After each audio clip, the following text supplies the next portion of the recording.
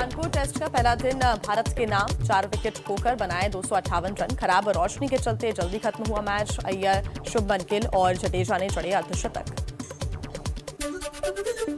भारतीय कप्तान अजिंक्य रहाणे ने 63 गेंदों पर 35 रन ही बनाए, तो वहीं टिम साउथी ने पुजारा को 26 रन पर आउट किया। ट्विटर पर कप्तान रहाणे से नाराज हुए फैंस।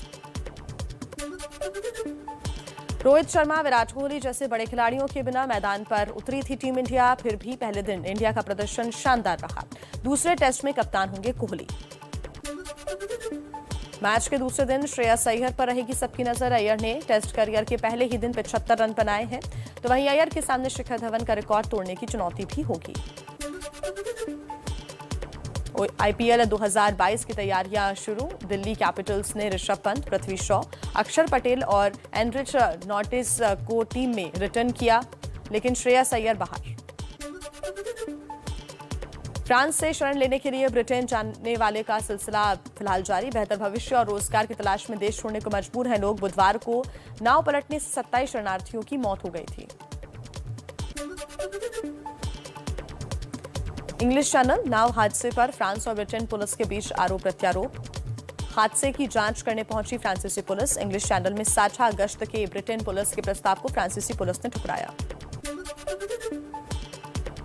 भूमध्य सागर में इटली के तटरक्षक बलों का बड़ा रेस्क्यू ऑपरेशन। लकड़ी की नाव में सवार 296 शरणार्थियों की जान बचाई। 14 महिलाएं और 8 बच्चे शामिल। खराब मौसम के चलते समंदर में फंस गई थी नाव। महाराष्ट्र कैबिनेट का स्कूल खोलने पर बड़ा ऐलान। 1 दिसंबर से 7वीं तक के सभी स्कूल खुलेंगे। कोरोना के कारण मार्च 2020 से बंद थे स्कूल्स। कर्नाटक के धारवाड़ में कोरोना विस्फोट। एक कॉलेज में 60 छात्र कोरोना संक्रमित पाए गए। 100 दूसरे छात्रों की रिपोर्ट आना अभी बाकी। कॉलेज के 2 हॉस्टल सील कर दिए गए हैं। बंगाल के सिलीगुड़ी में पत्थर से भरे डंपर का संतुलन बिगड़ने से हादसा हुआ। दुर्घटना में 3 लोगों की मौत, 4 लोग घायल। घायलों को जिला अस्पताल में कराया गया भर्ती। डंपर का ड्राइवर और हेल्पर गिरफ्तार। यूपी की राजधानी लखनऊ में रजनीश नाम के युवक का शव मिलने से हड़कंप। सेप्टिक टैंक से मिला शव। हत्या कर शव को टैंक में डालने की आशंका। एक लड़की के घर वालों को हिरासत में लेकर पूछताछ हो रही है। मुरादाबाद में तहसील परिसर में एक किसान से मारपीट। तहसील स्टाफ का किसान क्रेडिट कार्ड का बकाया ना चुकाने का आरोप। वीडियो वायरल होने के बाद मंडल आयुक्त ने जांच के आदेश दिए।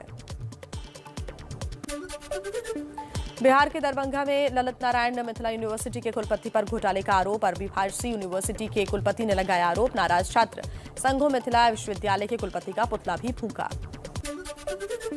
झारखंड के रांची में उग्रवादियों को हथियार सप्लाई करने वाले गिरोह का पर्दाफाश। बीएसएफ के एक जवान समेत 5 आरोपी गिरफ्तार। भारी मात्रा में हथियार बरामद। और चलिए आगे बढ़ते हुए कुछ और जरूरी खबरों पर जल्दी से नजर डाल लेते हैं।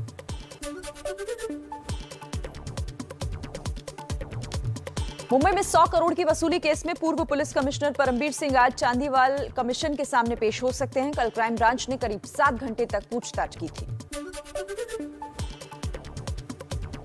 एबीपी न्यूज से बोले परमबीर सिंह, मुझ पर लगे आरोप झूठे। कोर्ट के आदेश के बाद जांच में सहयोग कर रहा हूं। मुझे न्यायपालिका पर पूरा भरोसा है।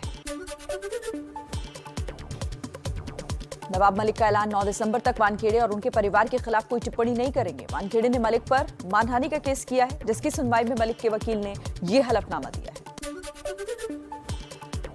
दिल्ली पुलिस कमिश्नर राकेश अस्थाना की नियुक्ति रद्द करने की मांग वाली याचिका पर सुप्रीम कोर्ट में सुनवाई। वकील प्रशांत भूषण ने दाखिल की है याचिका। तस्करी के जरिए चीन को लौह अयस्क भेजने के आरोप पर सुप्रीम कोर्ट में आज फिर सुनवाई। कोर्ट ने कल सुनवाई के दौरान बिना तैयारी के याचिका दाखिल करने पर मनोहर लाल शर्मा को फटकार लगाई। गुजरात में कोरोना से मरने वालों के परिजनों को मुआवजा लेने में हो रही दिक्कत पर सुप्रीम कोर्ट नाराज। कहा, जल्द से जल्द मुआवजा देना शुरू करें, नहीं तो लीगल सर्विस अथॉरिटी को जिम्मा सौंपेंगे। आज फिर सुनवाई।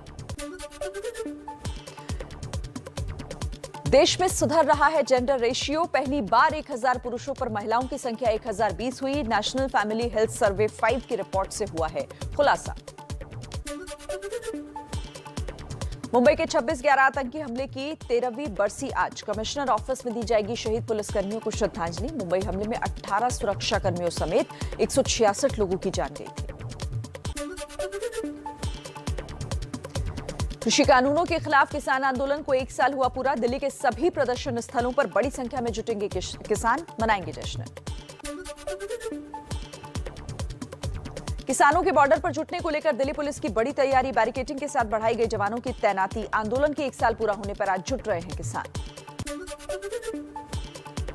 पंजाब के संगरूर और हरियाणा के सोनीपत से लाखों किसान पहुंच रहे हैं दिल्ली। आज 1 साल पूरा होने के जश्न में शामिल होंगे। किसानों ने एमएसपी गारंटी कानून और मुआवजा समेत तमाम मांगों को दोहराया।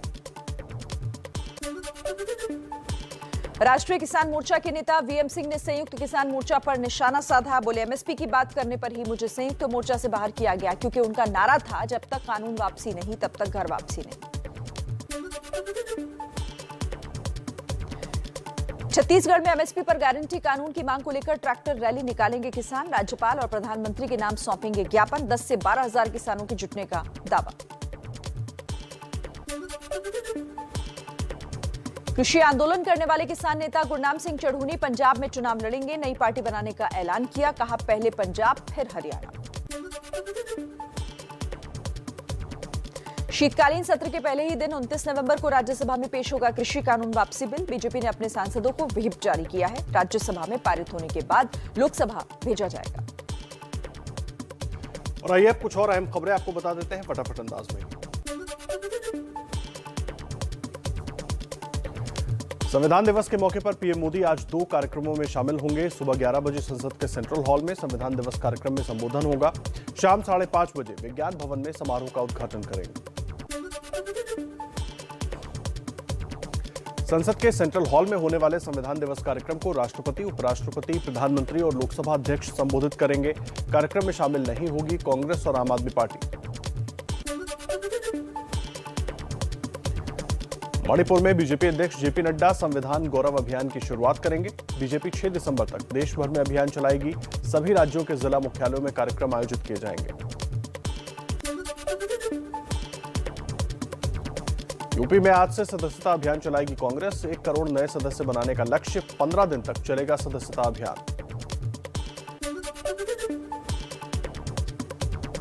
लखनऊ में आज पूर्व बीजेपी सांसद सावित्रीबाई फुले की संविधान बचाओ रैली। समाजवादी पार्टी के अध्यक्ष अखिलेश यादव शामिल होंगे। फुले ने नई पार्टी बनाई है।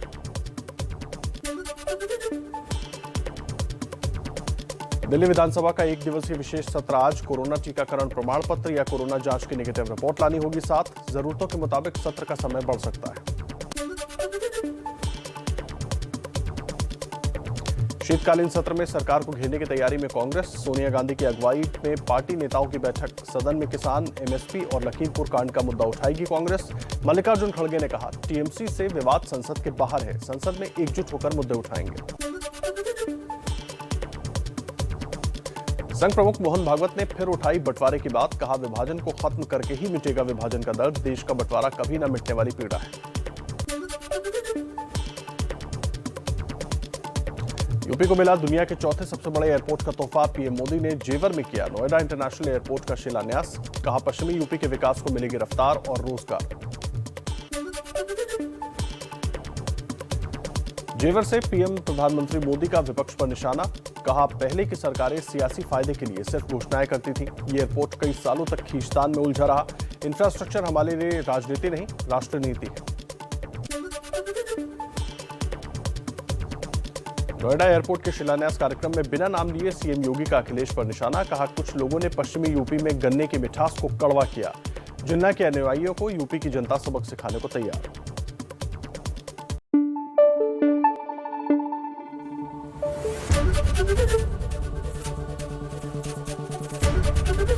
एबीपी न्यूज आपको रखे आगे।